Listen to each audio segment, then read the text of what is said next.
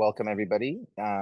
Deeper inquiry session on participatory grant making, a topic that has been trending and pretty hot for years now. So certainly not new. However, to our estimations, a lot of the participatory work that happens in the foundation world is rather tokenistic. It's not real participation, not participation as we really see it. We recently wrote an article about redistribution, and it was titled, "What Does Real Redistribution Really Mean?" So when you live in a world of post-truth, you need to start adding real or deep before key terms. So this will hopefully also shed a little bit of light on how we see participation in the world of grant making, but not grant making only, politically informed grant making. And I will keep this short and basically pass the word to Romy so that we get a little bit of context on how this journey started and why we thought this was important, the trial we did, the evaluation we did on the trial, and thoughts on that. So yeah, let's get going. Amazing. Thank you so much. And super happy to see so many here. Yeah, just the fact that there's so much interest in this session, I think for us is already great confirmation that our idea of like being publicly accountable also to the journey that we're going through is a good hunch, and that there is actually interest in thinking collectively. From the bank to the accountant, from the accountant. I'm going to mute some people. I'm going to share my screen. We have a bit of a presentation. I'm going to click us through, and I'm going to ask all the other speakers to let me know when they want me to move to the next slide. And I just quickly want to give you a bit of a context of how we get started with this before I hand it over to Julia, who's going to talk us through basically the results of our evaluation of our participatory grant making program. So main question, why did we move to participatory grant making initially? Because we kind of were emerging in philanthropy in 2016. The Guerrilla Foundation was funded, and already then there was a lot of talk about power sharing in philanthropy and not a lot of action at the time, definitely. And this whole discourse of participatory grant making really kind of accompanied our growing up as an organization. And we really just literally wanted to walk the talk and not just sit at these conferences in philanthropy talking about participation and shifting power, but actually do it. And as a funder that works in the activist ecosystem, legitimacy, I think, was another really big consideration for us. Like, how can we talk about helping people to move power and build power and build like power towards establishing different systems rooted in different values if we don't ourselves as an organization also try to do the same and live our values? We just really felt like we couldn't be legitimate not doing it in a way. I know not many other foundations maybe feel that way, but that was definitely in the team a big conversation. And then lastly, kind of we really see our experimentation and constantly building and evolving the Guerrilla Foundation as, let's say, our activist effort in building a systemic alternative. Right? And in our case, this is building an alternative structure for redistributing wealth and promoting radical redistribution of wealth, and ultimately working to the abolishing of what we would call like philanthrocapitalism, the current expression of institutionalized big foundation philanthropy. So that's so far about our like main motivations. And just very briefly to put this into context, so today we're talking about an evaluation that we did on a trial of a participatory grant making program that we basically started in 2022, when after a couple of years of existence, our key founder and until then core funder, Tony, was ready to basically step back from this kind of key role that he took in the organization. And Julia is going to talk about this a little more later, and allowed us, so to say, to give decision-making power to a group of activists, which you see here under 2022 as the AC, the Activist Council, that was established in early 2022, together with the ability then to say we invite other funders on that ticket into the organization. So the idea was that we first take power away from the core funder, And then we are allowed to invite other funders in on the ticket of, you can give us money if you agree with our overall strategy, and then you don't get to decide where that money actually goes. That was the journey that we started in 2022. And then after we ran for a couple of years, like 2 years nearly with that, we started with thinking about, okay, like, is that enough? How can we do this better, etc. And then there was this idea of like, okay, let's try to take a look at where we are. And that's the evaluation results that we're basically going to present today, and the following projects that came out of this. So what did we learn in this last year? And since last year, when we did the evaluation, what did we implement as changes? What questions are coming up? What future directions? So that's the scene for today. And with that, I'm going to hand it over to Julia. So unmuting would be good. Hi, everyone. Also really excited to be here and to share a bit about the intricacies of our participatory grant making. So we also have then developed that's why I'm saying it that way.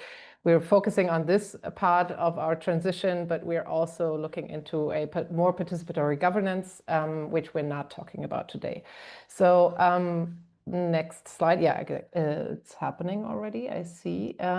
So we, as Romy already mentioned, transitioned from having one funder also always being present in decision-making meetings and having also a veto right in all decisions, from us as a team scouting and pre-selecting groups, and an overall redistribution budget of around 500K euro annually, to then in 2022 having an activist council deciding on action grants. So we have, just really briefly, we have two strands of grants that are the action grants and the reflex grants. Reflex grants are smaller sizes, so the action grants, the larger grants that we give out, are being decided on by the activist council now since 2022.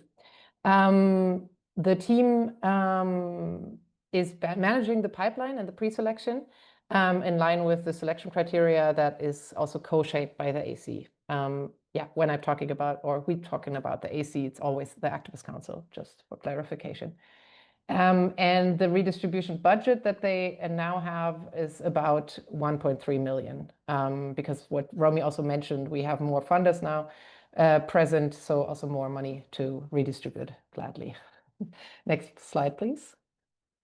So with this slide, I want to go a little bit into the grant making process itself. On this a little bit messy, I have to admit, page, you can see both processes, so the reflex and the action grant processes together. If you're interested to look at it closely, then you can do that after we will share the slides. So you don't need to make a lot of sense of it right now.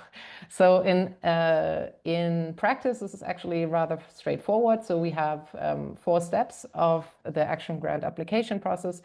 The first step is a screening. So groups come to us through 3 funnels. Mainly that is through AC scouting. So we also invite them, next to the reviewing of grants, to scout groups in their regions and their issue areas. And sorry, I now did something with my screen and I can't see my notes. So back to the notes. And in the screening, yeah, so there's 2 other funnels. So former grantees can also apply. And obviously everyone can come through the web form, what we now have on our website. Everyone that finds us on the internet can basically also apply, which is not an application, but it's a pre-application situation. So we are screening these, seeing if they're eligible, looking at our selection criteria. That is what the team does. And then we're inviting the group for the first step of the application, which is called EOI, so an expression of interest. That is rather basic, describing the project and the work that the group does and the group composition a little bit on a basic level. And then the third step is the second step of the application would be after the activist council reviewed the EOI. We come back basically with a set of questions and feedback for the group so that they can integrate these in the full application. And the last step is the decision-making call that is facilitated by the team, but decisions are being taken by the AC. That is happening 5 times a year. So after that, the process is basically being handed back to the team, and we're then accompanying grantees throughout the grant period. Yes, so that is it. Next slide. So yeah, so the introduction, if we're looking at basically what it does, the introduction of the participatory grant-making program was like, there's a lot of benefits for sure that we can see. And thanks to the evaluation, we also realized that the Activist Council introduction has been, in many ways, an achievement. So what Romy also mentioned, walking the walk, talking the talk is one of the points, starting to shift power to those affected by the decisions. It has also clear benefits in terms of values alignment, as also Romy mentioned before, especially for the team. And on the right-hand side, you can see that it's also got ripple effects for the AC. So beyond the Guerrilla Foundation, for the AC, it meant that there is a more intersectional analysis of their struggles. There's learning about philanthropy and funding seen basically, and understanding the power dynamics at play, also from the other perspective. We also plainly get more and better input from a broader range of decision makers and insight from the ground. So we see meaningful participation, which means that this change is not being a tick box exercise, but really a shift in power.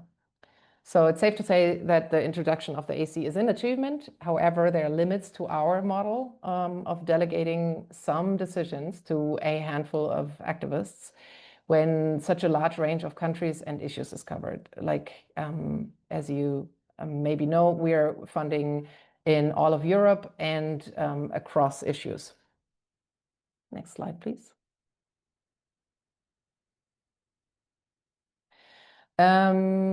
So yeah, here we come to like some of the things that we could still learn from or work on. So there's always things that you can change and get better at. So one thing that we found is that a better application of funding criteria would mitigate. So that is some stuff that came out of the evaluation as well. For context, sorry. So the better application of funding criteria would mitigate some of the over-reliance on trust that sometimes internally blurred the lines of power.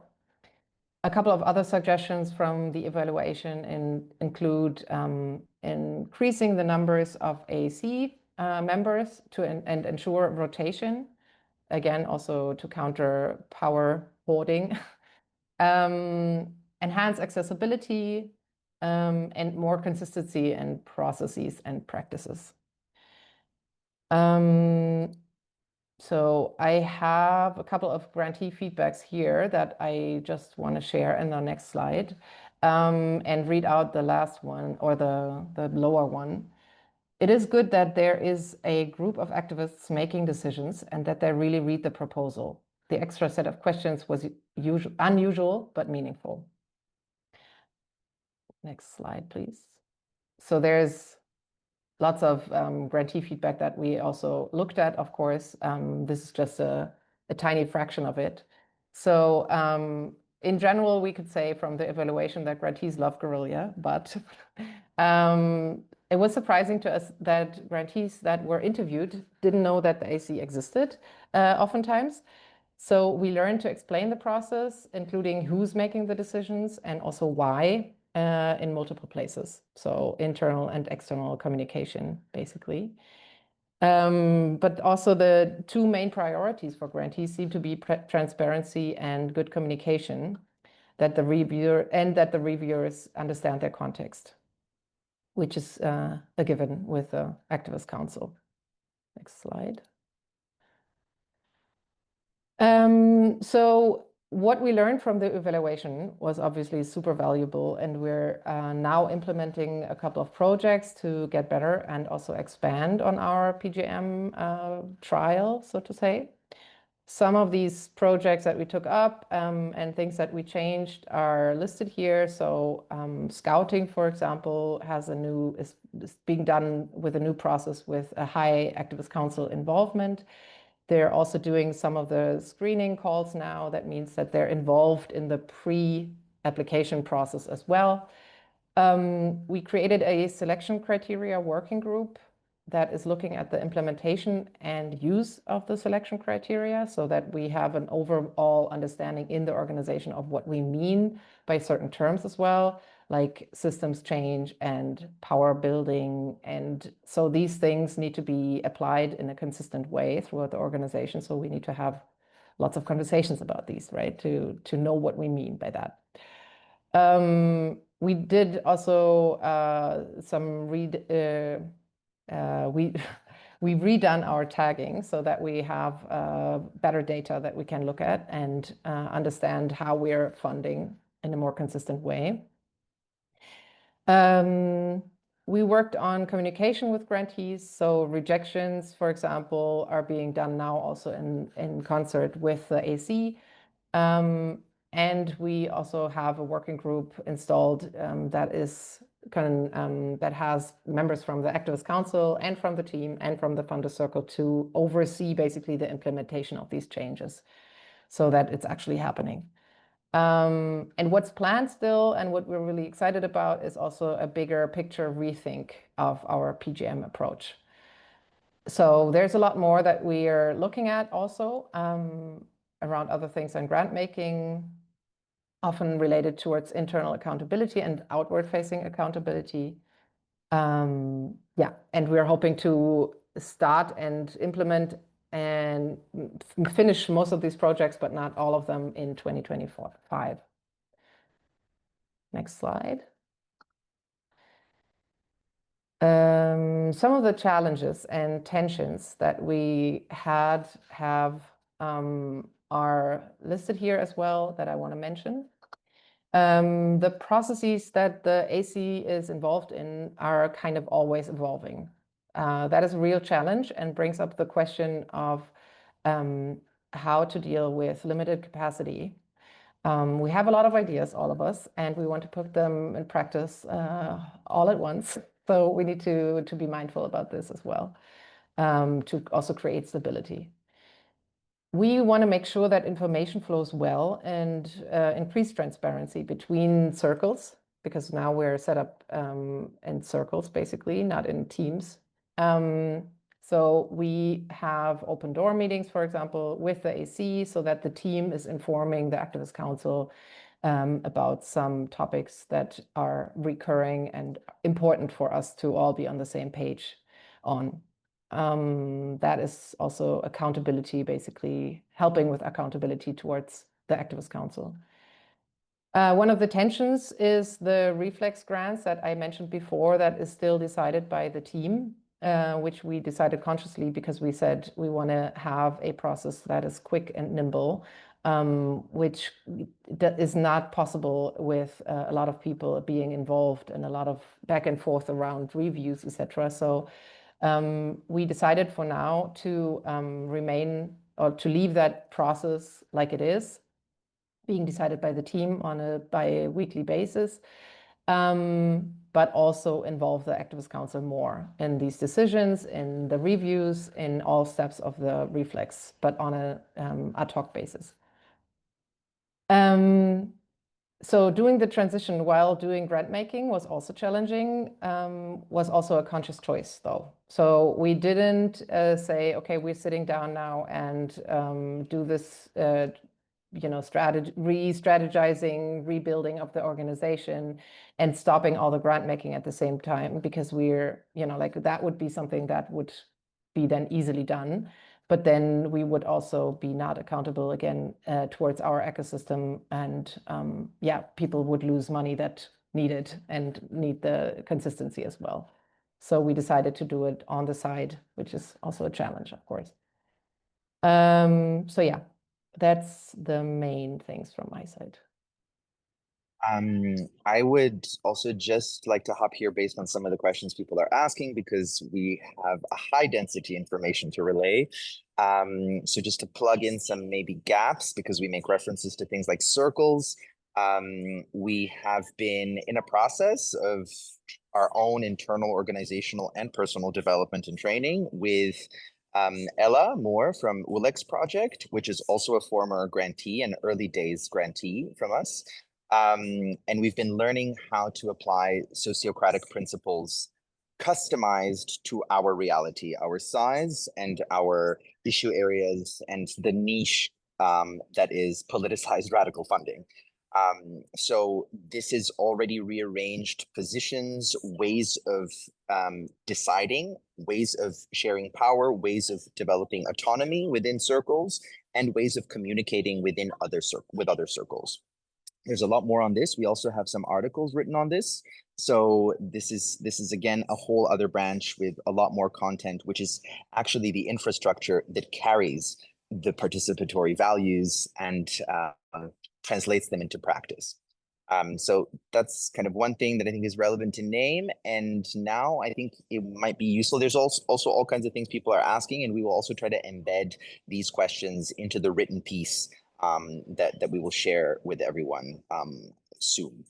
This is also Teresa's note of following our YouTube page helps, because then you get an automated update when this video also goes up. So Julia, could you give us a little before and after the trial? So a little comparison on how power was shared or decisions were made at the foundation before we went full in on the participatory approach. So yeah, I mean, we did, I did mention in the beginning a little bit that we had team decisions basically together with a funder, Tony Schwartz.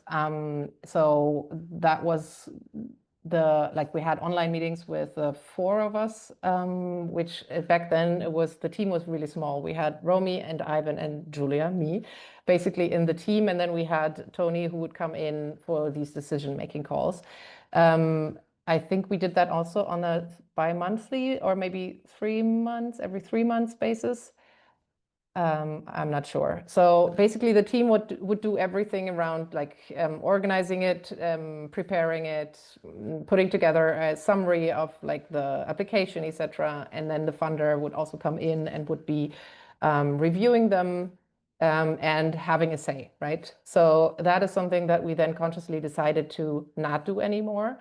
And as Romy said, like luckily we have a quite progressive funder or initial founder that understood that we want to transition away from funders deciding about these grants.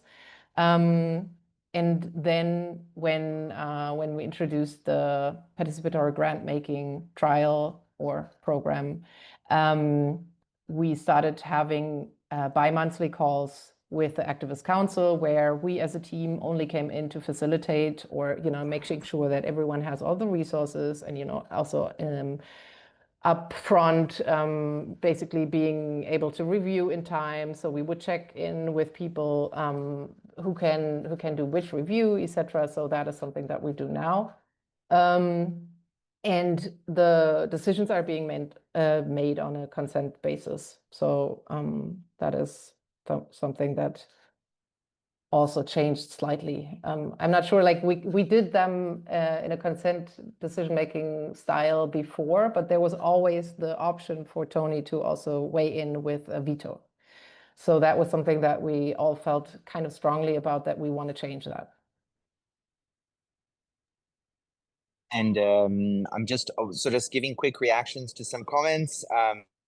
But yes, there are differences in decision making. For the reflexes, we really wanted this to be a very fast response fund. And that is also the reason why the team carries a vote for these decisions. For the larger action grants that average on 15 to 20K, this is exclusively the remit of the Activist Council. And they're the ones who evaluate both the expression of interest and the final application. The team merely gives supporting information that we have by doing calls or getting further information, asking clarifying questions. So the largest bulk of the budget, which is the action grants, is entirely the purview of the Activist Council. Now, also some questions were already, people are jumping the gun. And we have a lot of stuff that we will address that people are asking in the chat. So after implementing the new participatory framework for 2 years, we wanted to see how we're doing. So we hired an external evaluator, but not entirely external, to find a way to do an evaluation on something like this that requires quite a bit of pre-existing knowledge, both of the ecosystem and the particularities of a foundation such as ours, hashtag pioneering work. You need somebody who is actually informed and somewhat involved. So Rose Longhurst was an ideal candidate, both having the capacities to conduct extensive qualitative and some quantitative research, but also know people in this space, know also many of our grantees, know a lot of our collaborators, and be already involved in circles that at least aspire to slightly more radical grant making efforts. And yeah, thank you for mentioning this. I wanted to mention before that Rose Longhurst was leading this evaluation, and it was really great. So what are some of the findings on this? We have some slides, I think. I don't, or do you, Romy? Yeah, you going forward with this?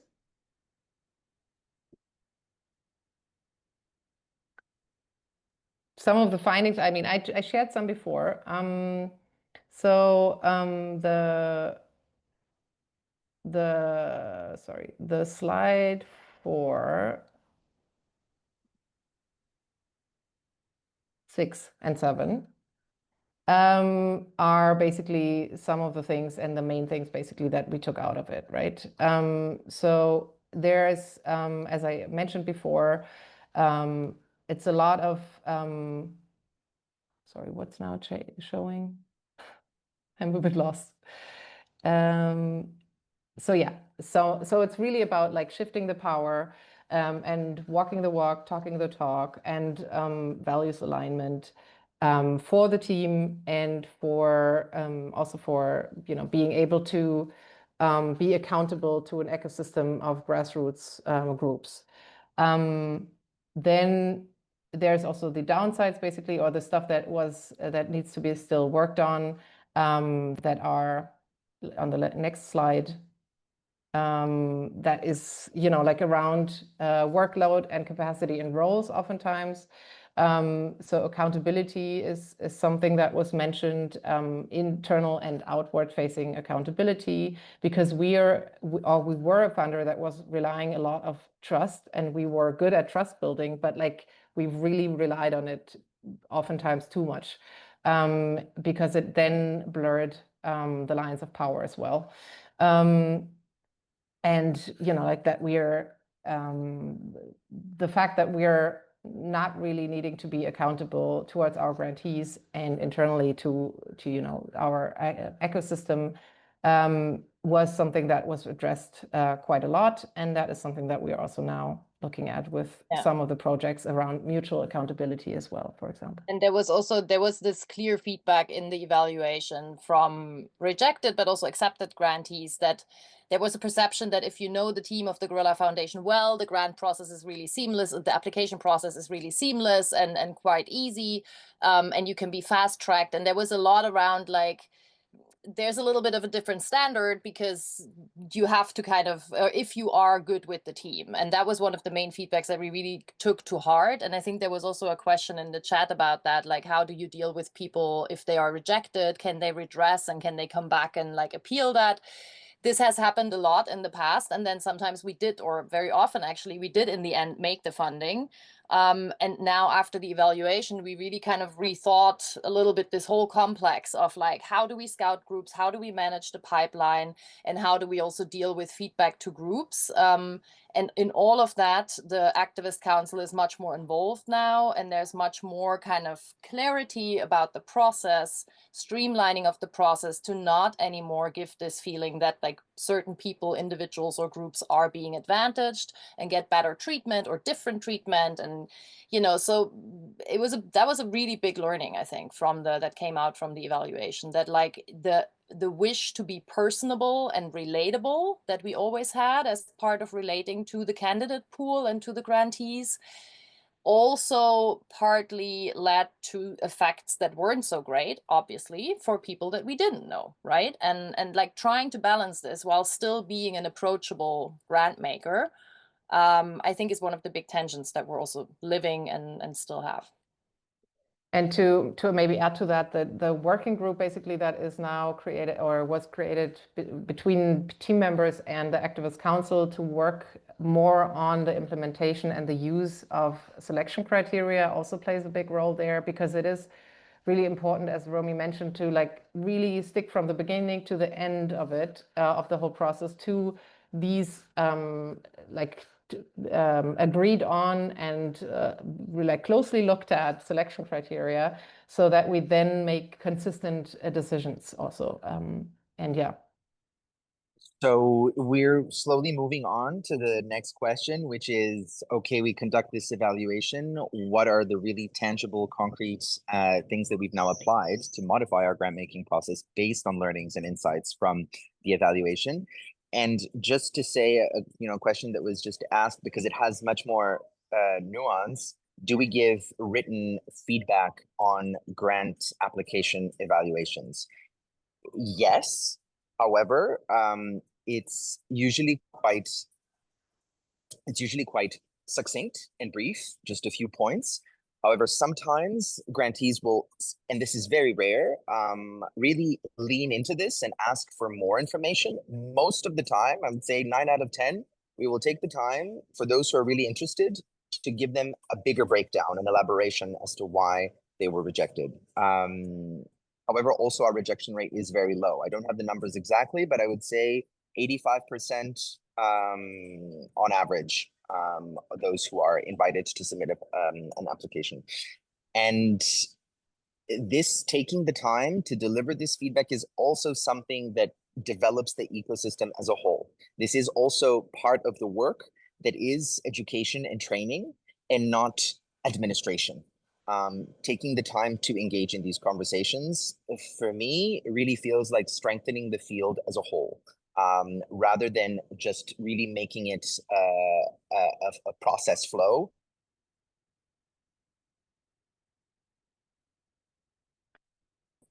And then what other stuff?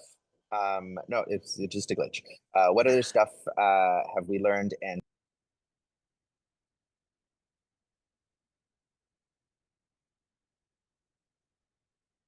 sorry, we lost a part of your question. I think I'm going to go back to the slide with like what concrete projects came out of this now, right? Yeah. Yes.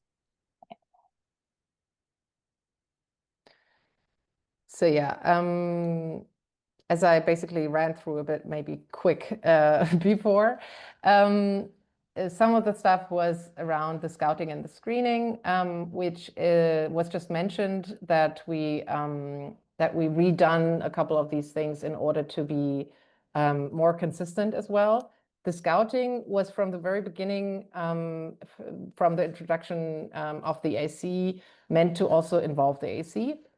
Now it's like just also like internally more streamlined. We know why a group is, or AC and us as team basically are on the same page of like when, how many groups are being scouted towards which goals that we want to reach. So that was more clarified. And there is an involvement of the AC also now in the screening, which means that they're also doing some of the screening calls.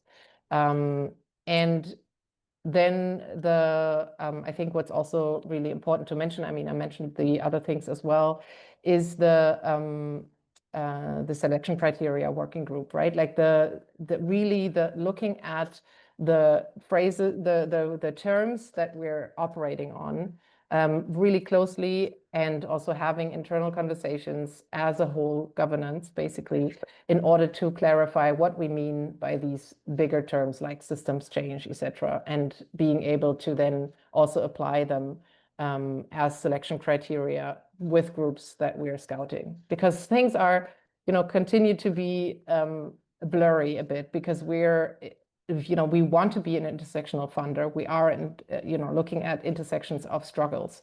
So to have like really clear-cut programs wouldn't be helpful at all. So we need to also navigate through this gray zone a little bit, which is helpful to, needs also like to have lots of conversations with the people that are involved in these processes.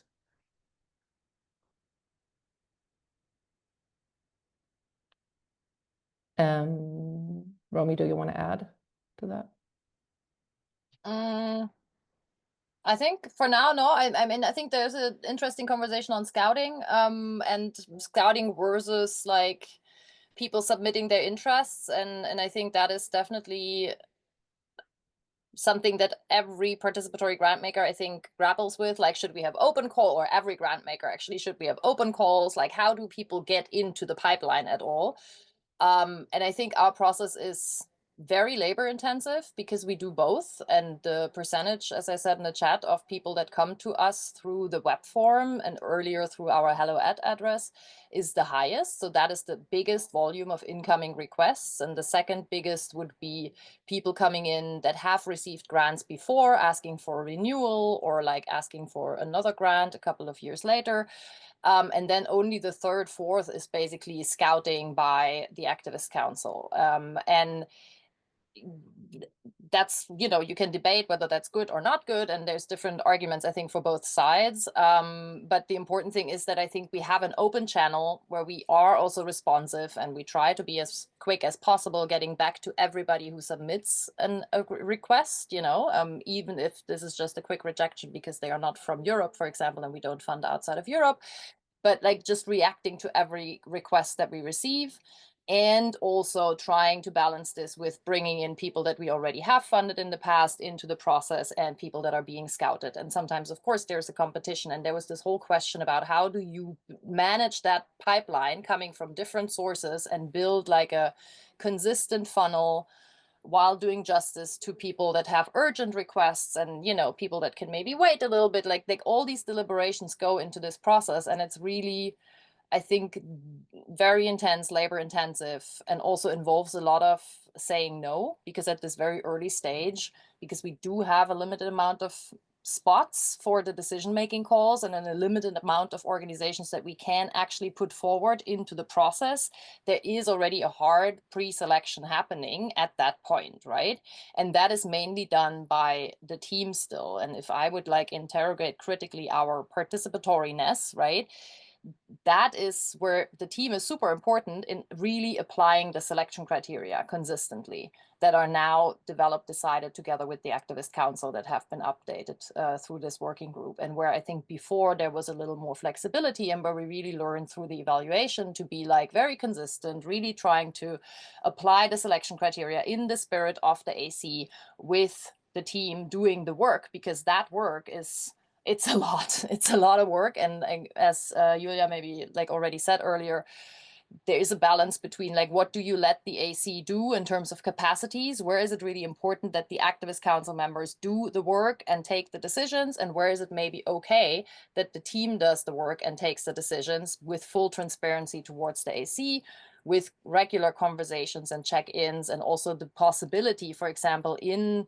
a decision about should we invite somebody into the pipeline or not, and they're really not sure in the team, there's always the option of going to the AC with an individual case and checking back with them. But usually that bulk of the work is done by the team. So I think that's also maybe an interesting detail to add here. I would also add on this thread that from the beginning, even before we moved to the more participatory model, two questions in the application form were very important.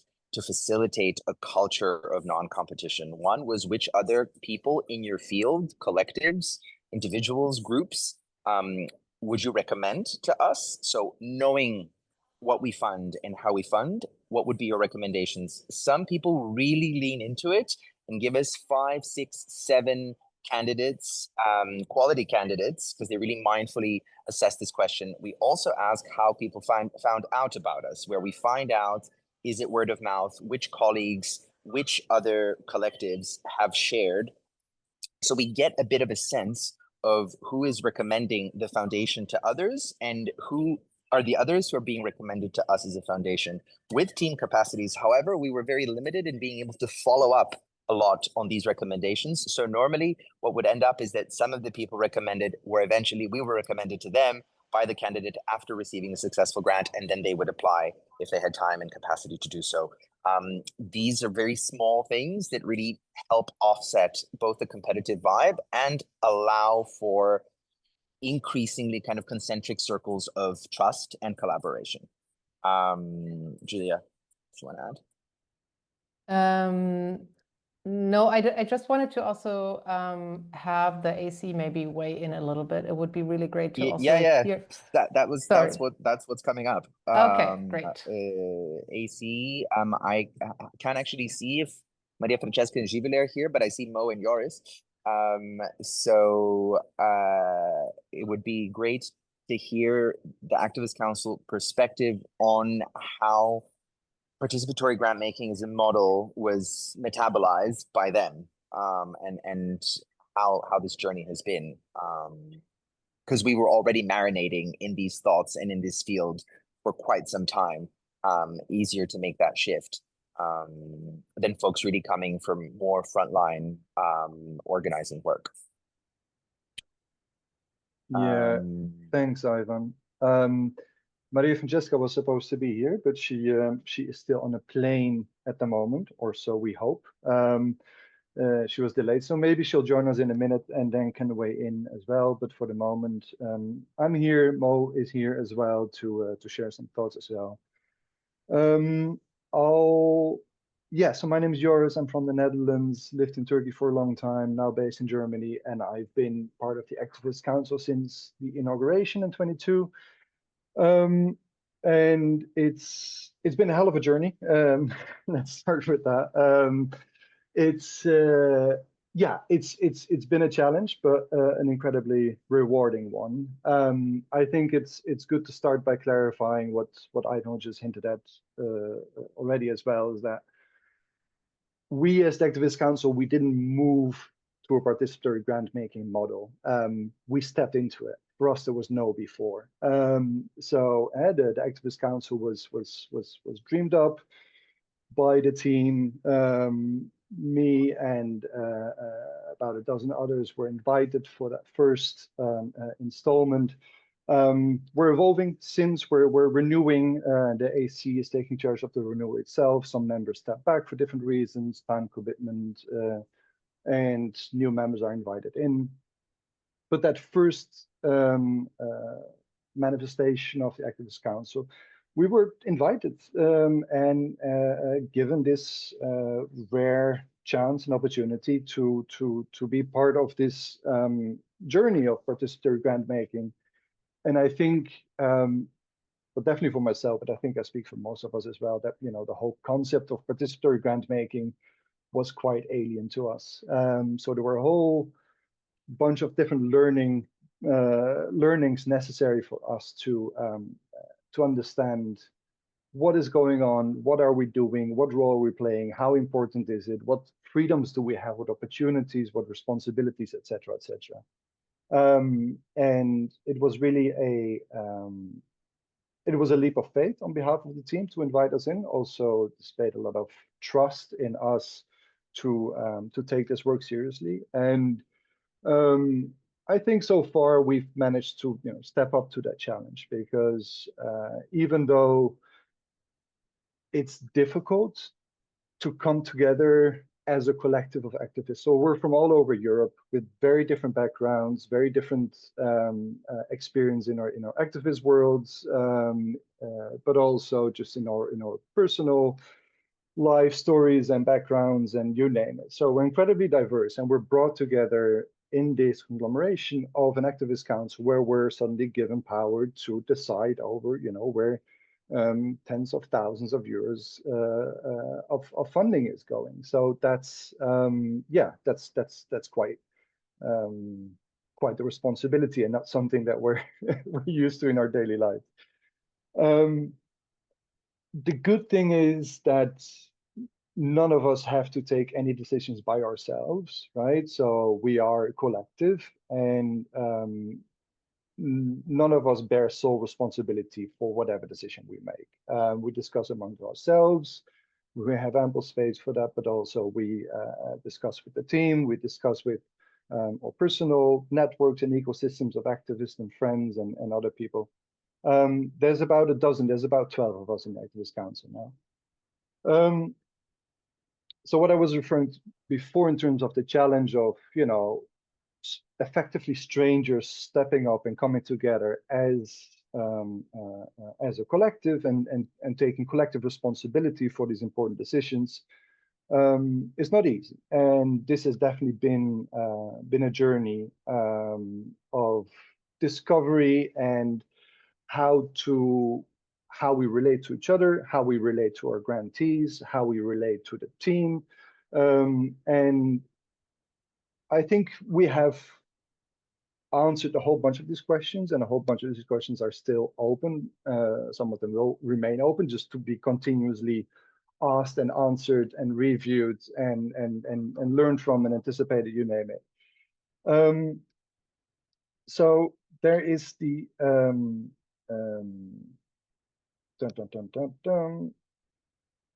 the freedom that we were given by the team was at times daunting, because basically, we could do whatever we wanted as a collective,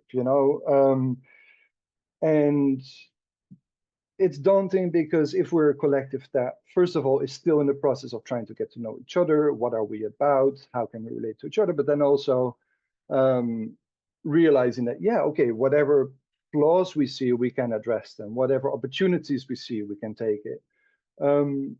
That's not always realized for different reasons, but oftentimes it is, because I think this is a very important lesson where as soon as you start to realize that we have actual decision-making power and that we're actually listened to and that our proposals are being taken seriously, it gives us the courage and the ambition and the trust to actually step up to the challenge and take the initiative and address some flaws that we're seeing or some hurdles that we're facing. And this can be in terms of how is the money divided? How do we divide the money between the different grants? How do we frame or phrase or selection criteria? How do we engage with grantees? And on all of these topics, there's constantly room for improvement, of course. And not everything can be addressed immediately, but everything can be addressed as long as we're willing to step up and to think about it, to debate, come up with solutions, come up with proposals. So I think our experience as the Activist Council of the Guerrilla Foundation, it offers a lot of lessons, both in terms of what is possible, but also limitations of a collective of people that is brought together by circumstance. And I think it's very important that we're not there as, it's not a tokenist approach. It's real. Like, we can shape how the foundation operates, not in every way, but in some important ways. If the Activist Council comes together and says, hey guys, we need to address this, or we need to look at this, or we need to change how we think about this, we all get together in the whole organization, both with team and with Funder Circle, to look at this. And whether this is an organizational issue, whether this is a political issue, there is that room internally to debate, to be listened to address issues, to share ideas. I think it's still one challenge that came also out of the evaluation is, yeah, how do we present the AC to the outside world? What is our role? How do the grantees understand us? How can they reach us? And when realizing this, as one of the results from the evaluation, we thought, okay, sure, this is something we need to address. So how can we, as the AC, improve our relation with grantees? And we cannot immediately do that with all grantees, but step by step. For example, we're now in the process of having the first introductory call with grantee candidates who are scouted by the AC. Is no longer done by the team, by the redistribution circle, but is now actually the AC itself taking responsibility to have that first call, establish that first contact, to bring certain scouted groups into the fold. And that's just a small example of, us seeing a problem and then thinking of a solution and implementing that and experimenting with that. So how we are, okay, that's answered already. Is there anything I should touch on that I haven't touched on?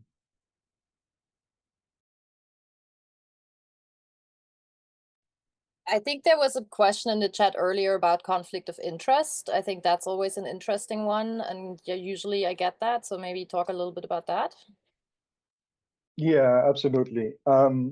There's actually a problem not a problem, an issue that we tackled very early on. I think it was probably within the first half year or something of the inauguration of the Activist Council. Realizing that, yes, of course, we're brought on board also because of our networks, because of our knowledge, because of our contacts. So inevitably there will be, of course, first of all, there's groups that we scout, that we are familiar with, that we are biased towards, but also groups that we don't scout, that we might know of. We might have a personal relation with certain members, or we might just know of the group or whatever. So we were very clear about this from the beginning. And importantly, we recognized that conflict of interest is not a bad thing.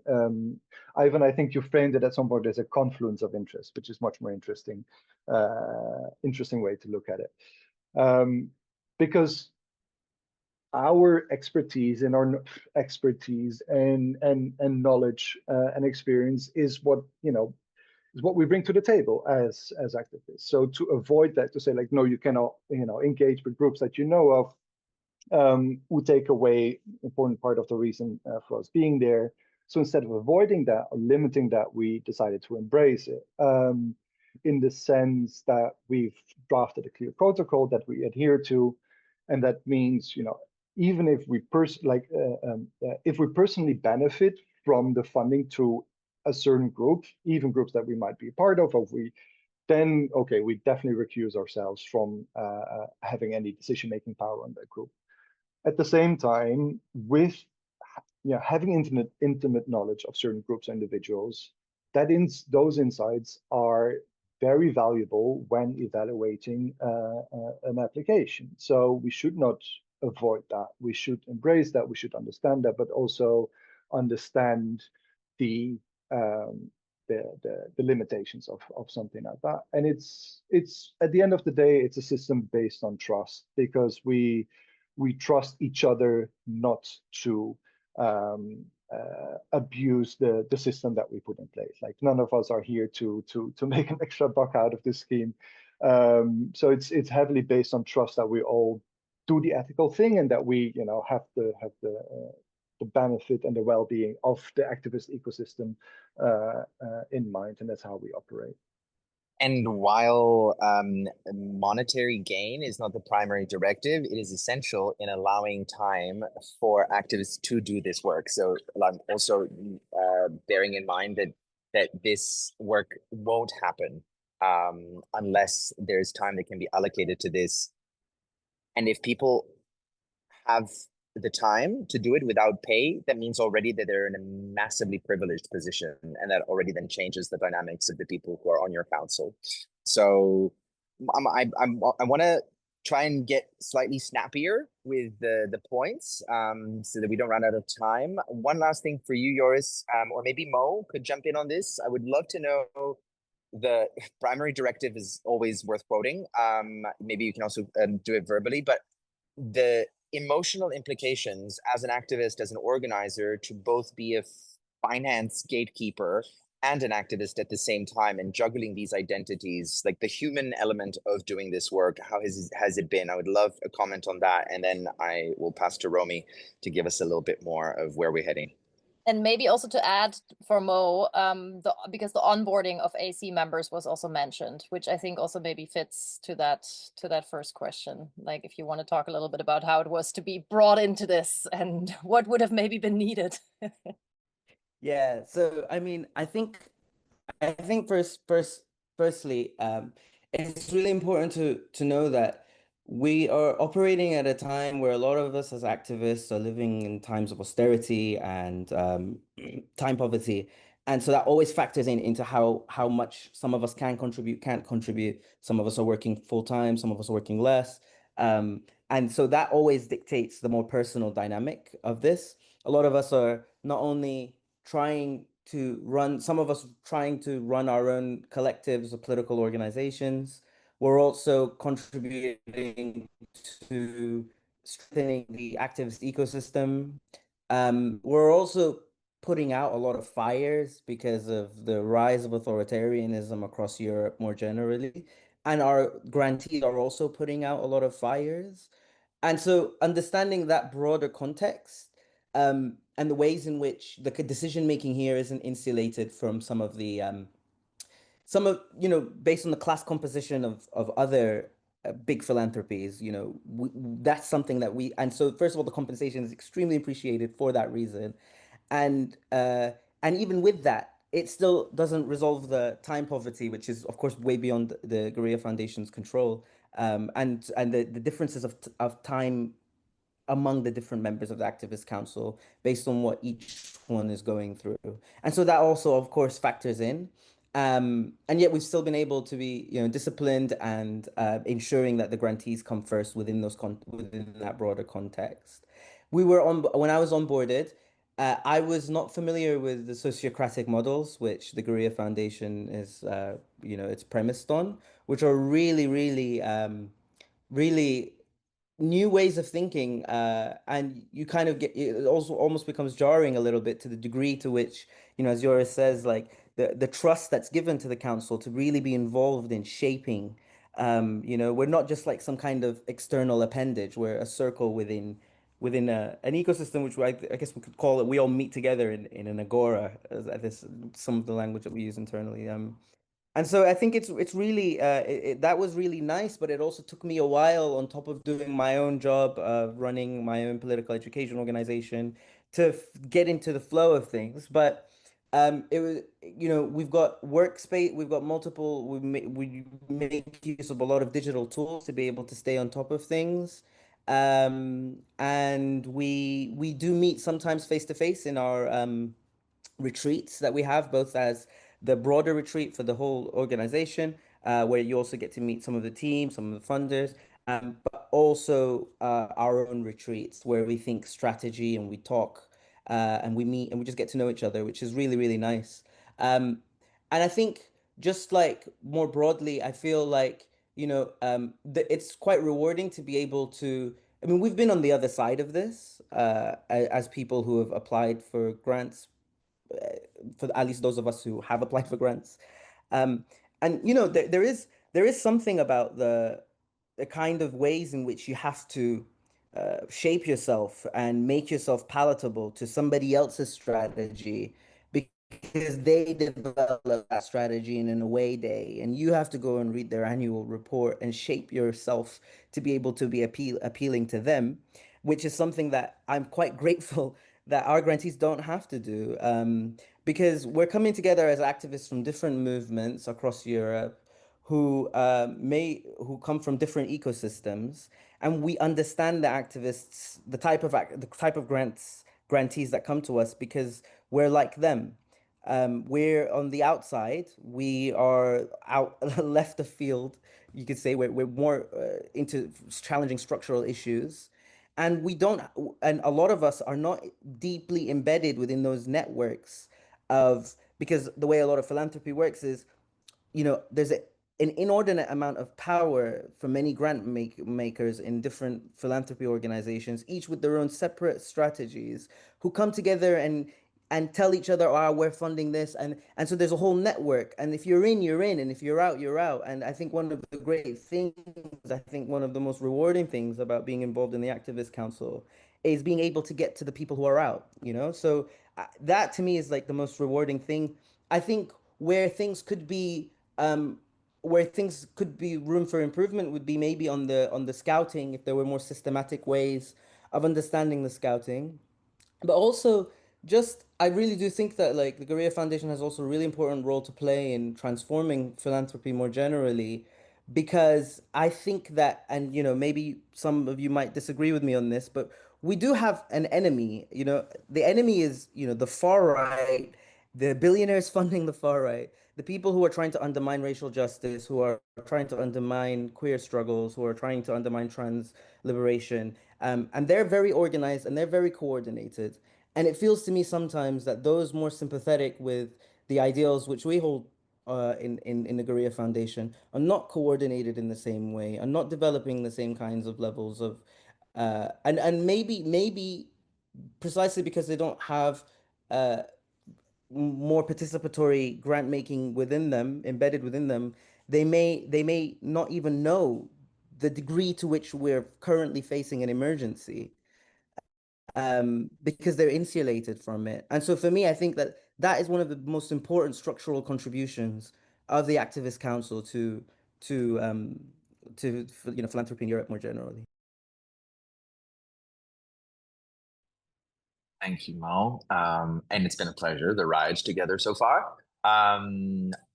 I know that most of the participation is actually happening in the chat box. So the participatory element of this session is probably going to be confined to the chat box. But I would like Romy to give us a little bit more of an input on the impact, a more organizational wide impact that our choice move into PGM has had, and also how do you see it also evolving in the coming years? Merging some questions.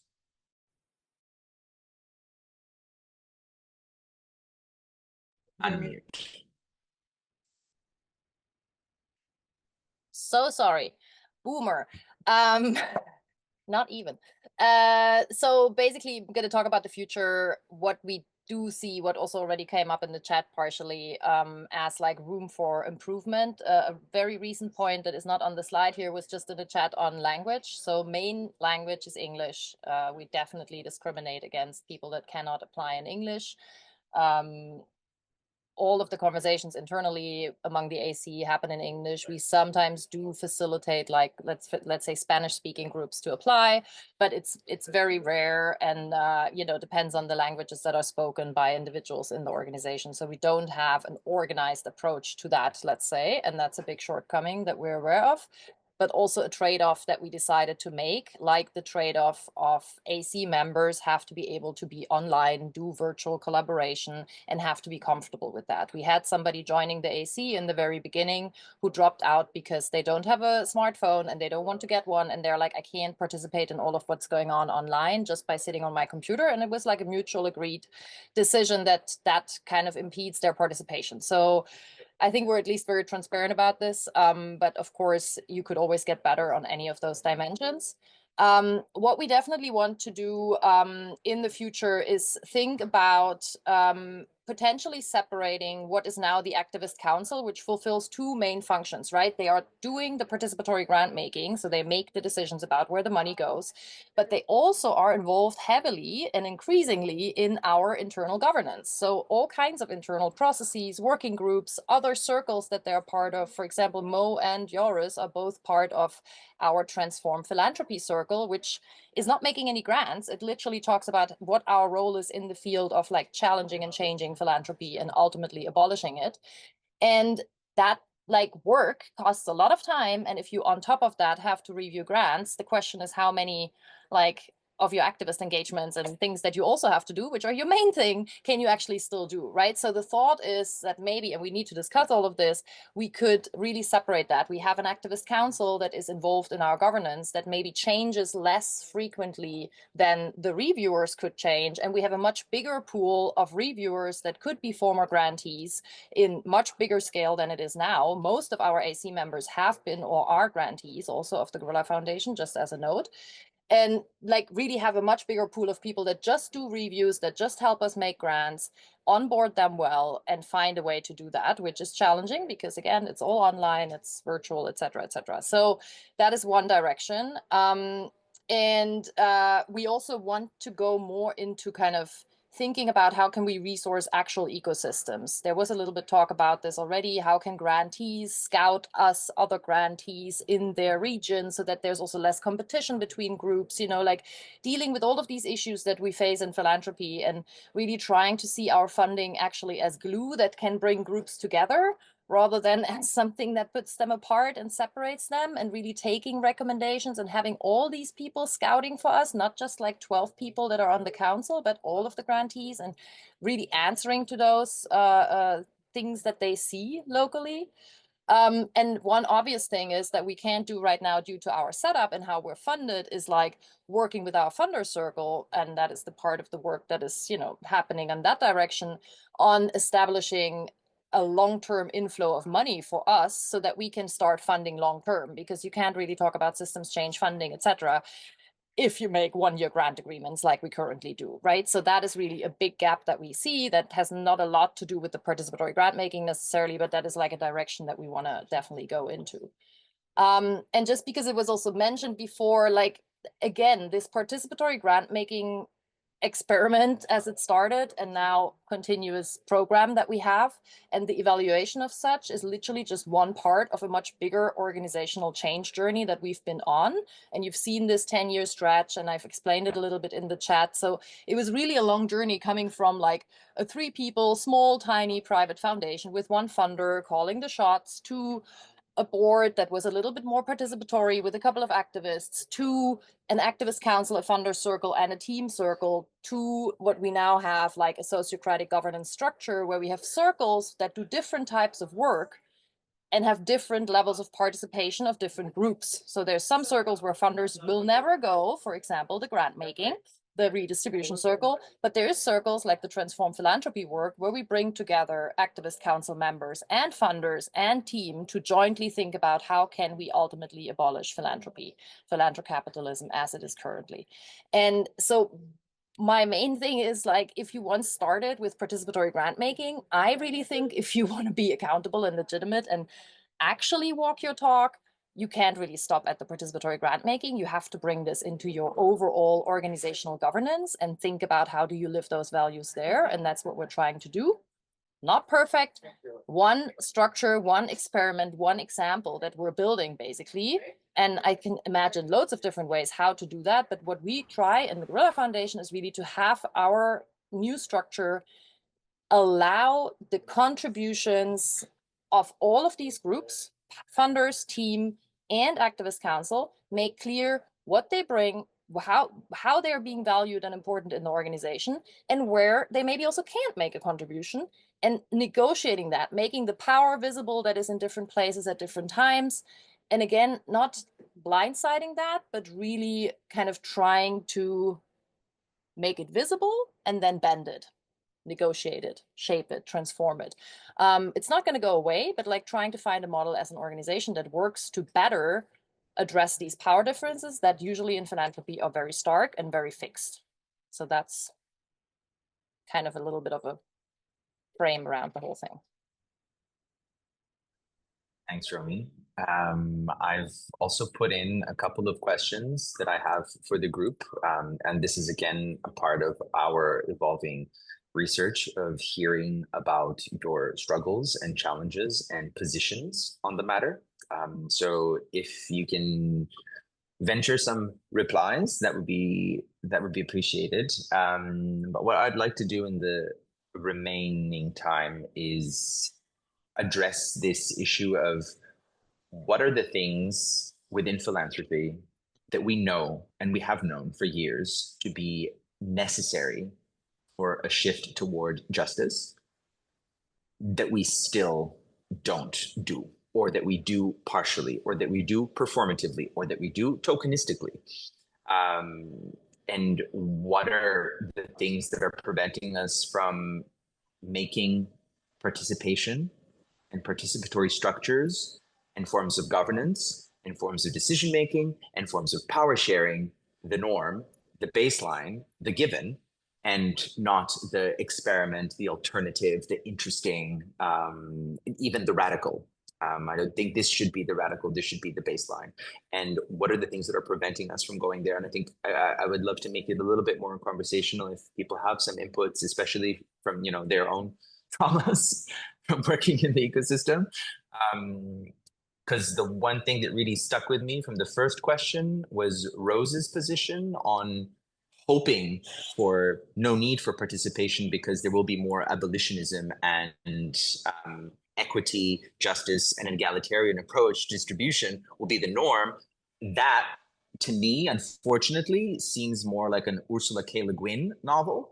And that in our lifetimes and in the lifetimes of the generations after us, we have to learn how to do participation and distribution well ourselves, because a wider understanding of equity and justice, at least historically, does not seem to be on the Homo sapien agenda. So positions, inputs, Hail Marys are welcome. And folks can also unmute at this point and share.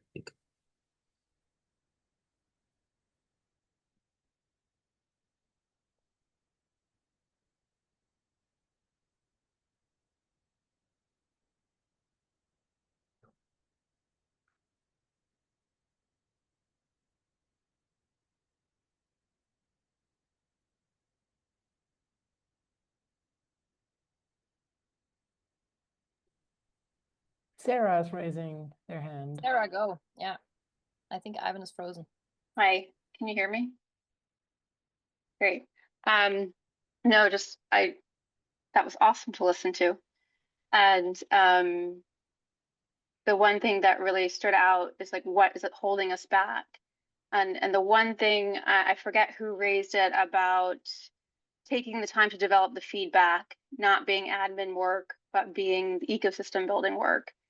And it is really things like this, things within the process, things within the practice, things within making the space and doing the listening that I feel is really lacking from the ideation around this. And we really need to pull it into these spaces where we are making the space to do that work and think through the work and do it thoughtfully and iteratively and take that learning and bring it back. I think it's somewhere bringing the ideas and the excitement and energy around it into a place of practice also makes people confront lots of different things. And that's the confronting part, is the implementation. So I'm just trying to kind of figure out how to also unlock that a bit, because I really think it really is at that level that's stopping this from becoming mainstream.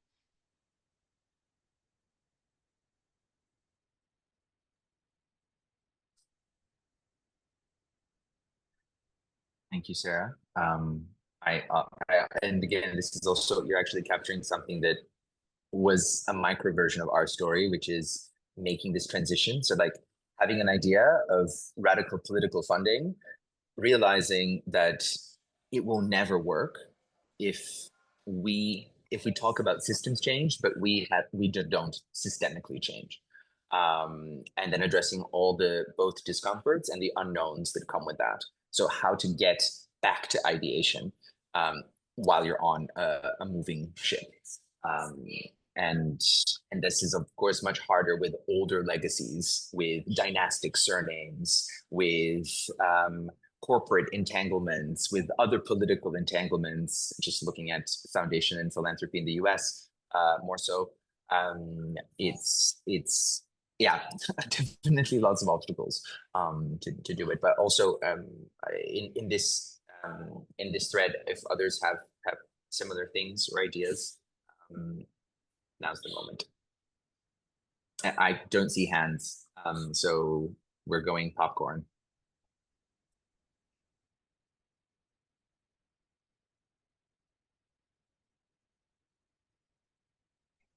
I mean, I'm sorry, I was writing another reply, so I'm not sure I 100% got the question. But I'm trying to do all the things at the same time. Like for me, the fact that it's hard is no excuse not to try in a way.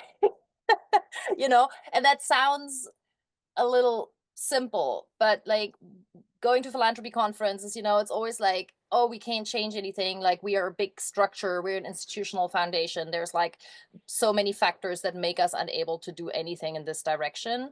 And I'm like, okay, I get it that you can't maybe do a whole organizational transformation in 10 years, right? Like, fine, you know, but what can you actually do? Like as a program director in your program with the power that you currently have directly over the money that you can decide about, and in your organization. You are stuck in an organization where you have some sort of position, you can build power. Think like an activist. How do I build power? How do I meet the people in my organization that I can change stuff in and with? And then, you know, like make it irresistible is not the right word.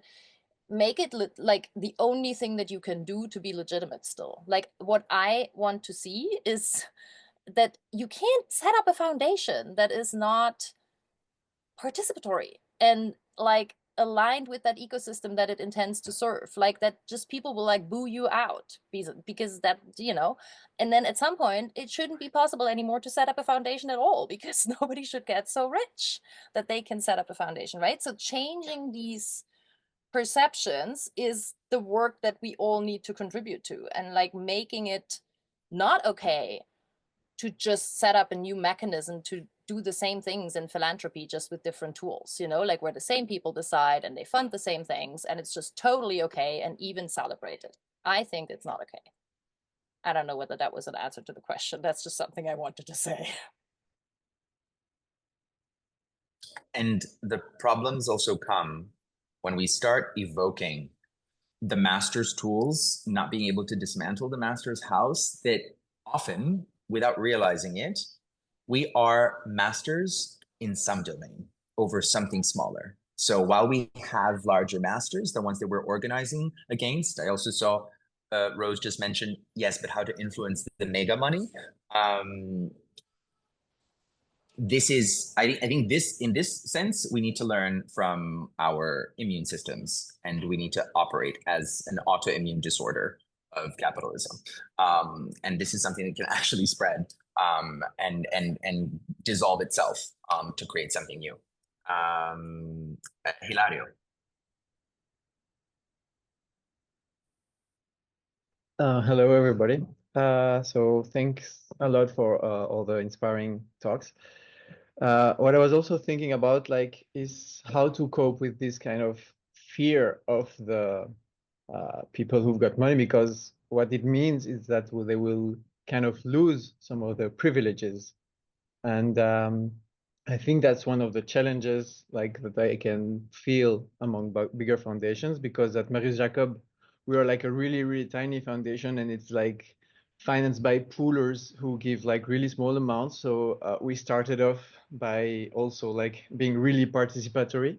So it's not like reflecting the reality of like bigger foundations. But I think the approach and the challenge is how to make them just take the first step in and allow smaller structure just to experiment. For example, Guerrilla Foundation just financed like some new grassroots foundation in Portugal, allowing them just to start off. And like we also helping them like in terms of like fiscal hosting, doing fiscal hosting. But the main challenge is just, okay, let's try, and also let's allow ourselves to fail in some grants that maybe there were like some mistakes, and also take time just to process it. I think that's something really important. And as it was said, like the roles of onboarding, starting doing this participatory grant making and then bringing people to the next level. Because, for example, in our coordination team, which is made out of volunteers, most of them come of being facilitators of our grant making process. So it's really a good step, but it's good that also they stop doing that when having higher power, even if it's invisible power within the structure, because then you can have like this kind of conflicts that come in. So for me, like being really aware of your different hats and try not to wear too many hats at the same time.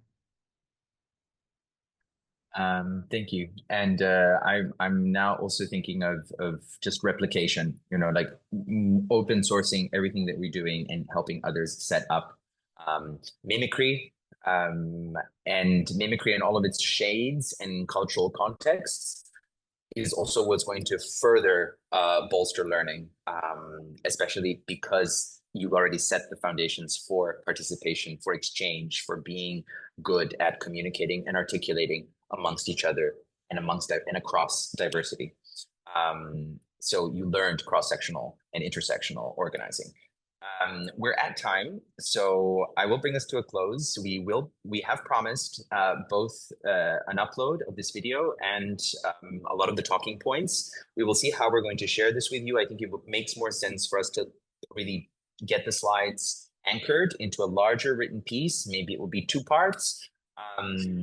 And this is something that we will share with you and the public. And also because I saw a lot of engagement about relevant but tangential issues connected to participation.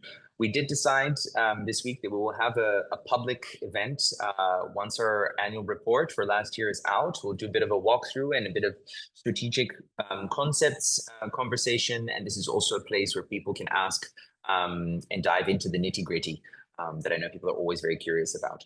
So stay tuned, follow our pages where things are a bit more automated and announced. An Eventbrite page will be made for the event that I've just mentioned, and any uploads are immediately, you're notified of them if you follow our YouTube page. Thank you all very, very much.